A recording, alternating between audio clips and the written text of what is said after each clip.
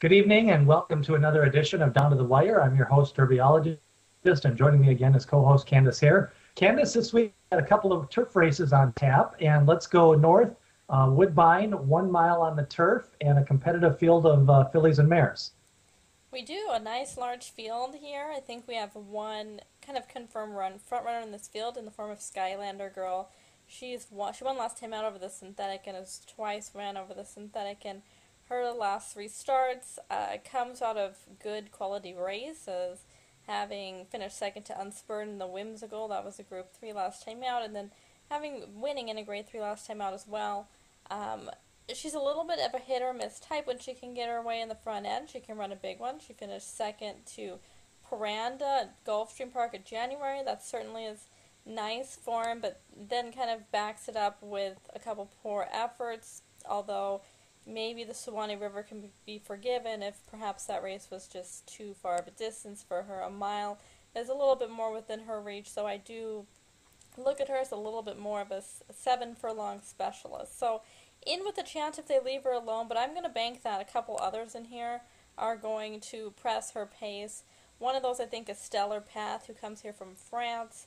She has only run here one time, but she won that effort. That was at Aqueduct, where she was made the even money favorite. Easily won the race. Maybe the quality of the field is a little bit questionable. And you would think that coming from France in particular, that the downgraded surface would have played to her liking as well. So I wouldn't want her at an extremely short price, which we might end up getting just because it's a Christophe Clement, imported type, which those types of his tend to get bet down, especially coming off of the fact that she won and had a little bit of a troubled trip in there. So I think she'll be pretty short, so I wouldn't bet her to win, but I think she certainly is a must-use in any of your exotics or your multiple race wagers. The horse I'm going to pick to win here is Resistivity, coming in here from Mark Casse. She's finished second by head in her first start of the year at Gulfstream, then came back and won by 2.5 lengths over She's Spooky. I thought that was a really nice one. Both of those coming over 7.5 furlongs. I like this kind of subtle step up and trip that she's going to have here.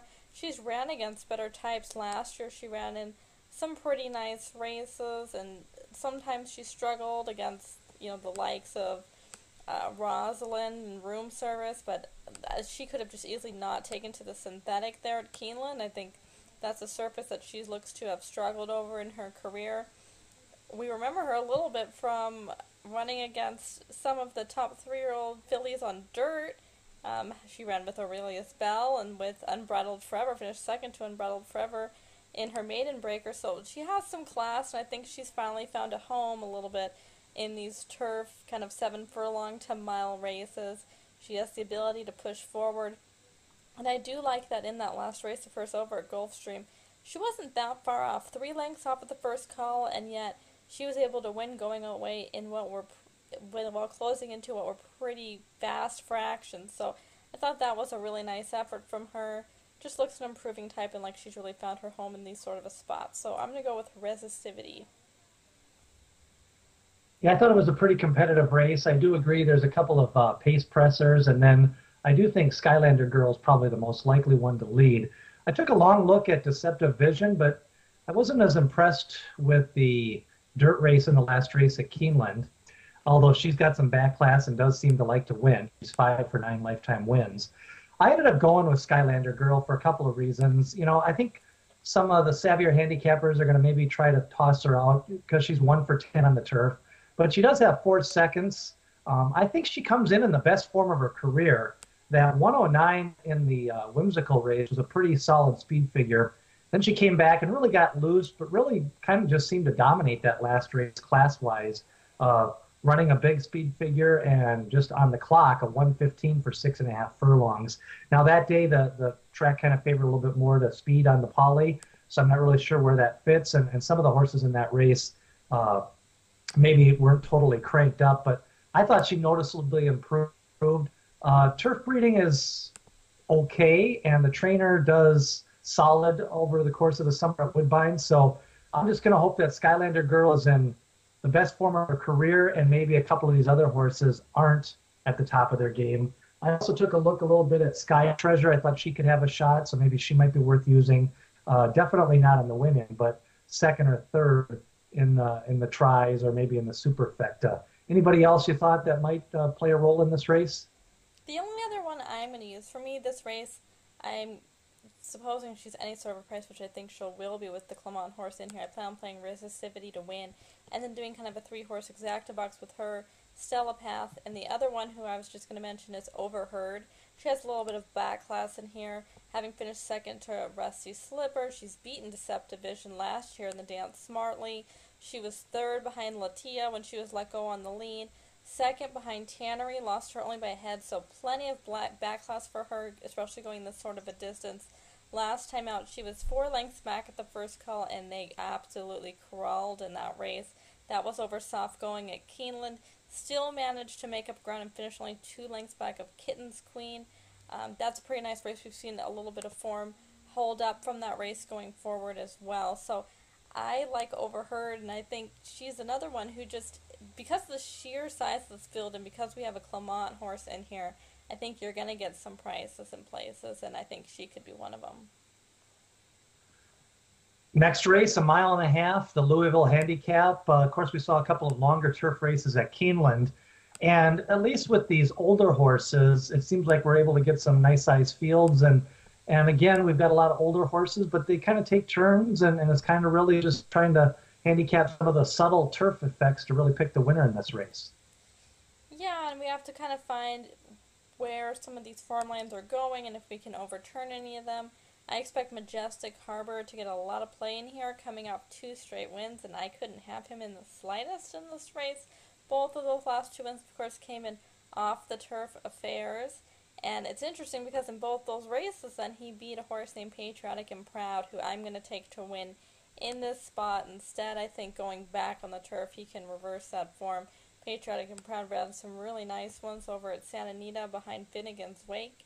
So typically that West Coast turf form isn't something I'd like to be using when I move away from California, but it does seem like Finnegan's Wake has really legitimately kind of been running the best racing of his life as he held that form over at Churchill Downs now, so those seconds to him don't look so bad at this point, and he's another one who I just think it's taken some time for them to find out where he really belongs, and I think it's in these kind of more stamina testing turf races, so he'll really welcome being back on the turf footing this time around, I think. So I'm going Patriotic and Proud. I expect him to be a decent price in here with Majestic Harbor and even Golden Soul, who people know that name, showing up.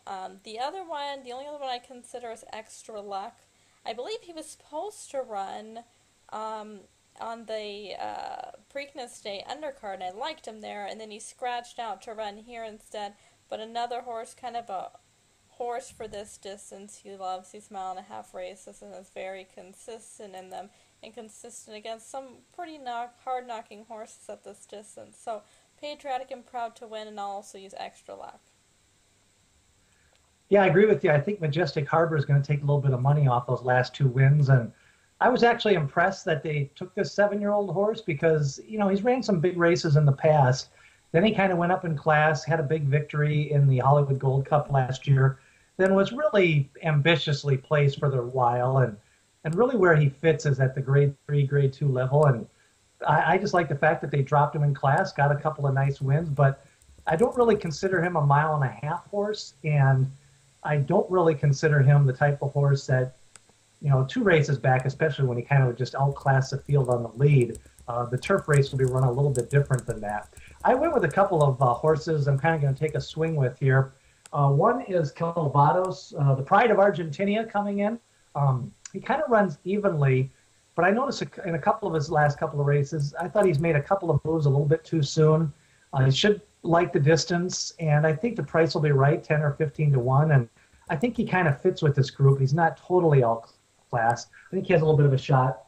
And then the other horse that I really like coming off that last race, because I think it really muddied up his form a lot, is 4 Greater Glory. Now, he's another one that doesn't look like a 1.5-mile turf horse, but he kind of fits at that grade 3 level. Every once in a while, he runs a good race. And that last race, he's had 3 workouts since that race. And even though he's never really been a turf star, I just think he's going to really float up in odds. And on his best race, he kind of runs from behind and can make a little bit of a move, hopefully at the top of the stretch.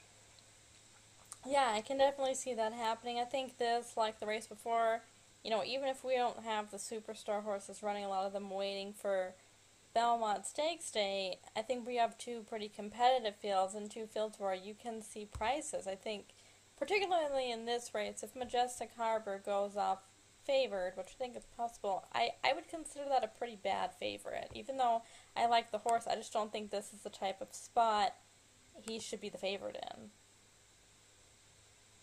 A few horses are shipping in from Gulfstream, and they tend to do well at this Churchill meet. Cozy Kitten's now 7 years old, and that last race, he lost to a nice horse in that DePet's Chat. Mm-hmm. He had ran a Turfway, but it just seems like he's a little long in the tooth. I think he may get bit just because of the connections in Le Peru, and I'm not so sure he's in his best form right now. Yeah, he was one who maybe a little bit at this time last year I liked him. He ran a nice race last year, kind of a hidden trip notes race last year, early in the season behind Twilight Eclipse. He's never really come back off that effort though and ran anything that would make me bet him in the spot. And like you say, with those connections, he tends to always take money. I don't know if you saw some of those Turfway races, he was bet down to like 3 to 5 and losing. So he's not one who I could bet here. He'll run his race. He always runs his race. It's just seems like some of these spots he's really in over his head, and so it's a little surprising to me that he would be running these spots because usually the Ramsey horses are so well spotted. So interesting placement for him, I'd say. And as you mentioned, Golden Soul is going to get bet a little because of the name. And he finally broke his non-winners of one other than last November, but it was at Churchill. And the last two races, fairgrounds, turf course, some of those chocolate riding was on a little bit of a roll. String King is definitely a Louisiana veteran. So he fits in this race, and he is 2 for 2 over the Churchill course. But problem with him, he's going to have to get the perfectly timed ride to actually win. He's more of a threat to run second or third, I think, than to really win at a lower price. Yeah, and I think that the pace of this race is pretty much against him too. We know what his typical style is about. He can kind of inch a little bit closer, but struggles to be right up there. And there's a couple horses in here who exit that Fairgrounds Grade 3 race, and so there's, some horses who I think I'd rather take than him in this spot. He's kind of similar to Cozy Kitten in that he doesn't enter here in his best form, but he's going to run his race. Like, he always runs his race, just whether he's found a spot where he's good enough, and I don't think this is that sort of a spot. Two races this week, the Nassau from Woodbine, and then also the Louisville Handicap from Churchill. Some quick thoughts. American Pharoah won the Preakness, and it looks like we're going to have at least 9 or 10 horses for the Belmont. Some quick thoughts on his Preakness and the task coming up for the Belmont. For me, really, I was impressed with American Pharoah's Preakness. I know that it's a little bit tough to judge because several horses didn't travel over the surface, and really who people would have thought were his main competitors, Dortmund, I don't think really handled the surface at all. Firing Line fell out of the gate, and I wouldn't be surprised if he's injured, to be honest, the way that looked. I thought Divining Rod really ran his race, and maybe him and Taylor Verve were the only ones who did, other than the winner. So it's hard to judge the form and take anything from it, but what American Pharoah did, he did well, and I thought that this was a race that was really representative of him as a horse. He just goes out there and out front and gallops along, and he can keep that sustained speed, high speed for so long. He gets horses off the bridle before they've even hit the far turn, and that to me is so impressive, and I think will be an asset to his really in the Belmont Stakes. I've seen comparisons between him and California Chrome, and I think they're completely different horses, to be honest, and completely different running styles. And I think American Pharoah's running style is so much more conducive to a Belmont Stakes, to a stamina race, because he just maintains that high speed. He runs horses into the ground so early into the race. So I think he'll be really interesting going into that race. The field is interesting because it seems like, other than really materiality, it's a lot of plotters. So we might have kind of two de facto two races going on here early, and whether or not the kind of back group can close, I don't know. I don't know, but we're going to have about 6 horses that I think will be 3, 4, 5 lengths back at the first call, which will be intriguing to watch. Yeah, I mean, I think his Preakness Stakes, I'm not going to talk about the speed figure and the slop just because I think it's irrelevant. I mean, I don't know how that happened, that it absolutely poured rain 15 minutes before the race. And actually, I mean, and then it stopped 5 minutes after the race. But it clearly was just a slop of water, and it was raining during the race and raining during the warm up. But, I'm a big believer that, a lot of times people, when you got a horse and you start to make too many excuses, it just starts to mean that he's not that good of a horse. And the one thing about American Pharoah is he's won 6 in a row now and 5 Grade 1s. So there's not a lot of excuses here. I mean, people are making excuses for his wins, which that seems to be a new trend. Usually you make excuses for when horses lose. Now people seem to be making excuses for when he wins. So I don't really get that line of thinking. I'm not a big believer in trying to handicap the Triple Crown winner's attempt. To me, it all just comes down to if he gets a mile and a half, he wins. Yeah. Because there's nothing new in those past performances. I mean, nobody's going to look at those past performances and say, "Oh, I think Keenan is going to win this race." Like somebody does. Yeah, We know somebody does. Yeah, we know there's one person in Chicago with green hair, but other than that, I don't think very many people are going to do that. So to me, it's just like last year. I'm not even really that convinced that Tonalist won, and I really don't think medal count was that great. And Commissioner is just a 24 and 3 change guy who runs his race.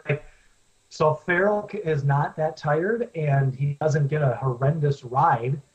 He'll win, and if he is tired, it doesn't really matter who beats him, because in these type of races, when you got 9 horses, 2 or 3 are going to fire a good shot, and any one of those 2 or 3 could win. So to me, it isn't really about handicapping the other horses.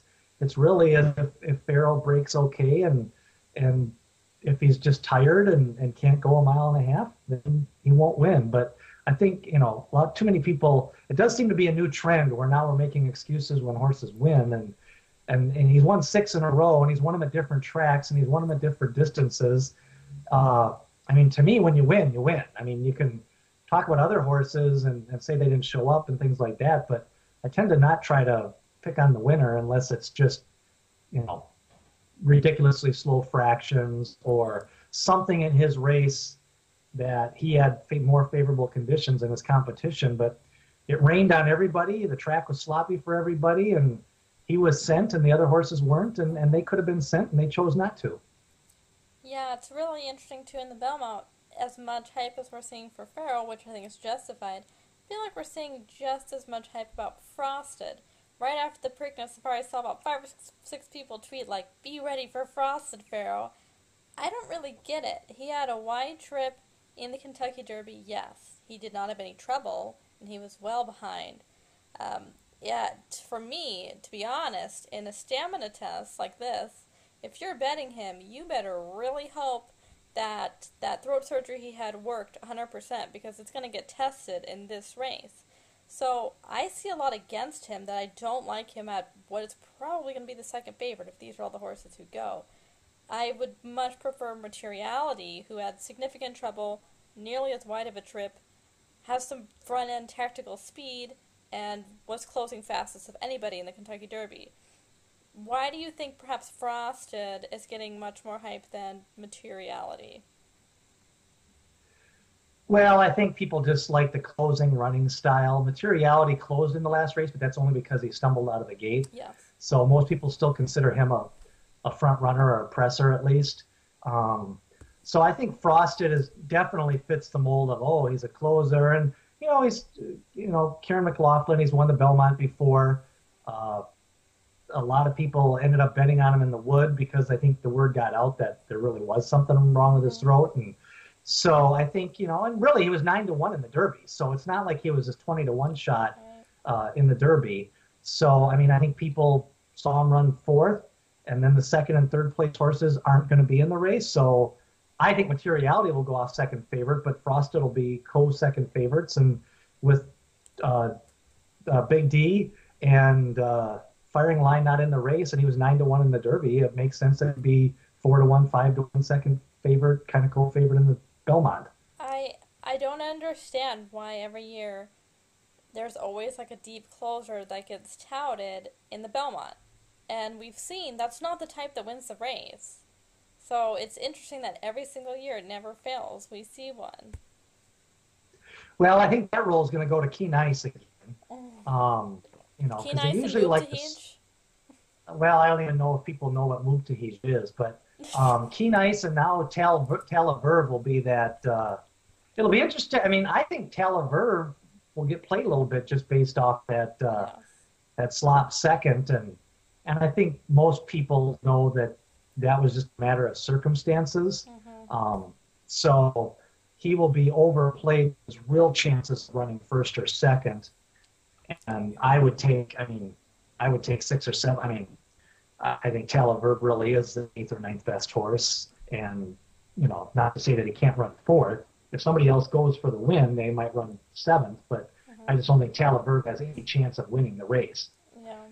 He could run third or fourth or second, whatever, but he doesn't have a chance to win. Even a horse like Materiality or, somebody else has a chance of winning the race, but I just don't think Talaverb has any chance of winning the race. No, and even I think as far as your underneath horses, yes, you want horses who you think will stay the distance, but at the same time, typically you want those horses who have some tactical speed. And it doesn't have to be a lot. I remember last year Meadow Count was one who he had won one race. Like typically he was always this deep closer, and he ran one race to Transylvania, wire to wire. So it's like okay, he can go forward if he has to.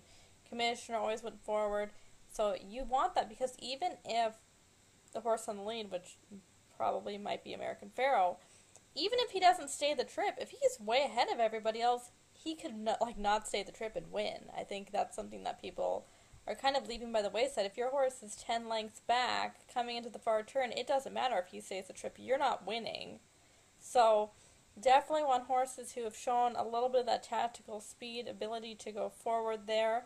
And, even if it's just once or twice. So if you like one of these plotters, and I'm certainly going to be going through them and using some of them underneath for myself, I would be going back to their maiden win, their allowance win. Did they show any kind of speed at all? To me, that's huge in this race. Well, we've got a lot more to talk about in the next 2 weeks on the Belmont Stakes. I mean, at least it's going to be a nice big field.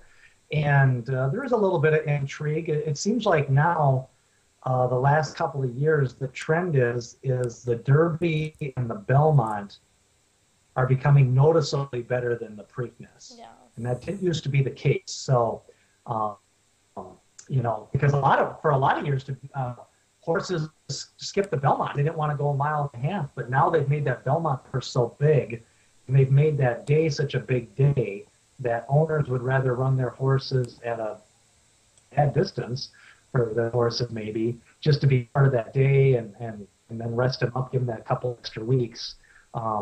So that's kind of an interesting new trend. But really, like I say, I think there's no doubt that AP Farrell will be on the lead, and really fractions will come a little bit into play. But I'm not even so sure about that. I mean, I just think, I've seen better horses and worse horses than him lose down the stretch, and it's just kind of a mystery. They get halfway down that stretch, and something happens. So. We'll see if what happened with a Pharaoh. I mean, at least he's got the right name, American Pharaoh. People seem to be gravitating towards this horse, and that's good. I mean, like I say, I just don't know how much handicapping there is. I just think he'll be on the lead when they turn into the stretch, just like a few other horses have, and somebody may run the race of their life and beat him, or he may fade, but I just don't know how much handicapping there really is. Yeah, I don't think there's much. I know for myself, the last couple of years, the most success I've had in the classic races has by far been the Belmont. Usually it's whoever I liked in the Derby wins this. But, yeah, for me, I try to look for the more progressive type horses, the late developers, have a little tactical speed, and want the trip. I don't think you worry so much about pace and trip handicapping, like it just doesn't come out to play because half the horses in this race won't even stay 12 furlongs. So some of those things become irrelevant. And I know I've seen a lot of people saying, well, Pletcher's going to have 3, he's going to send somebody. And again, like we heard the same thing in the Derby, and he didn't do that. So just, I would say, like, don't overthink the race. The very first thing that I'll do when the day comes and we have the performances is go through who's going to stay or not. Then you already have half the field that you began with. But it'll be a good day all in all because we have Mile that day, which looks like it's going to be a big, big field. Woody Stevens, which we saw Bayern crush last year. So it's going to be one of those days that, you know, you look forward to as being kind of a breakout day for some of these 3-year-olds going into the summer. And for some of the older horses, as we get on the kind of the early track to the Breeders' Cup Classic. Looking forward to it, and next week we'll come back. We'll probably try to pick out a couple more turf races and maybe see if there's an older race, but that's player.